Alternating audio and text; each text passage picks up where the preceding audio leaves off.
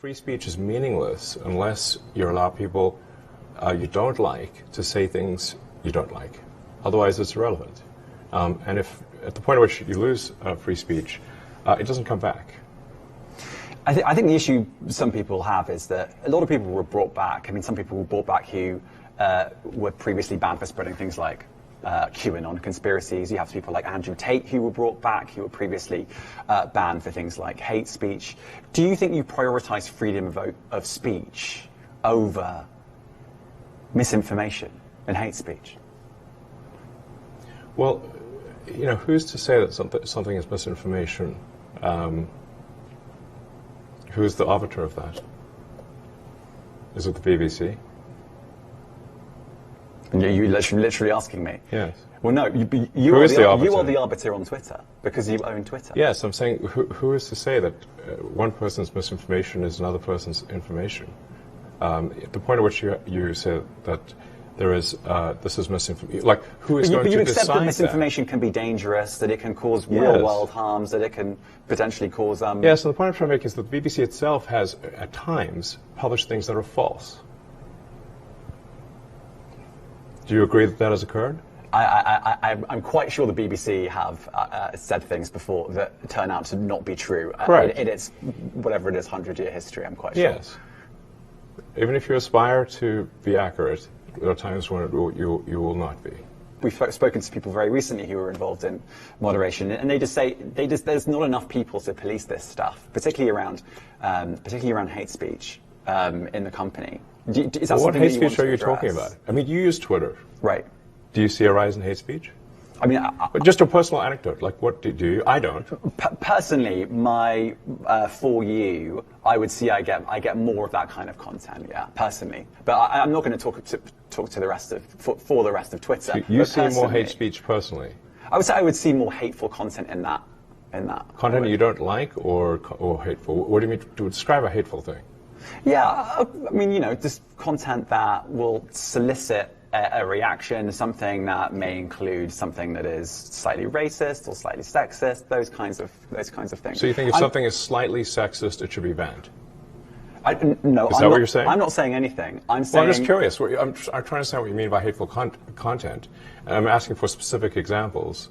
And you just said that if something is slightly sexist, that's hateful content. Does that mean that it should be banned? Well, you've asked me whether my feed, whether it's got less or more. I'd say it's got slightly more. That's why I'm asking for examples.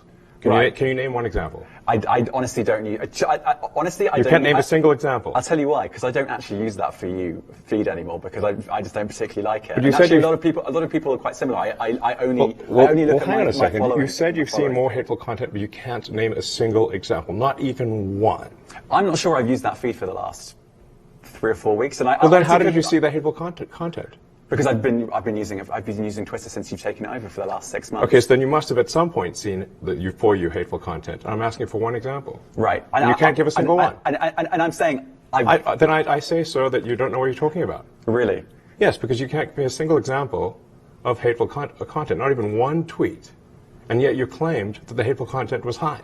Well, that's false. No, what I claimed... You just lied. What I claimed was there are many organizations that say that kind of information is on the rise. Now, whether it has on my feed or not... I mean, right, and literally you can look at something one. like the Strategic Dialogue Institute in the UK. They will say that. So look, people will say all sorts of nonsense. I'm literally asking for a single example, and you can't name one. Right, and as I already said, I don't use that feed. But then how would you know that? I don't think this is getting anywhere. You literally said you experienced more hateful content, and then couldn't name a single example. Right, and as I said, that's absurd. I haven't actually looked at that feed. Then how would you know there's hateful content? Because I'm saying that's what I saw a few weeks ago. I can't give you an exact example. Let's move on. We only have a certain amount of time. COVID misinformation. You changed the COVID misinformation. Has rules. BBC changed its COVID misinformation? The BBC does not set the rules on Twitter, so I'm asking you. No, I'm talking about the BBC's misinformation about COVID. I'm literally asking you about, you changed the labels, the COVID misinformation labels. There used to be a policy, it then disappeared. Why do that? Well, COVID is no longer an issue. Does the BBC hold itself at all responsible for misinformation regarding masking and side effects of vaccinations, and not reporting on that at all? And what about the fact that the BBC was put under pressure by the British government to change its editorial policy? Are you aware of that? This is not an interview about the BBC. Oh, so you thought it wasn't? I see now why you've done Twitter Spaces. I am not a representative of the BBC's editorial policy. I want to make that clear. Let's talk about something else. If you want to talk about the BBC, you too. All right, let's talk about something else. You weren't expecting that.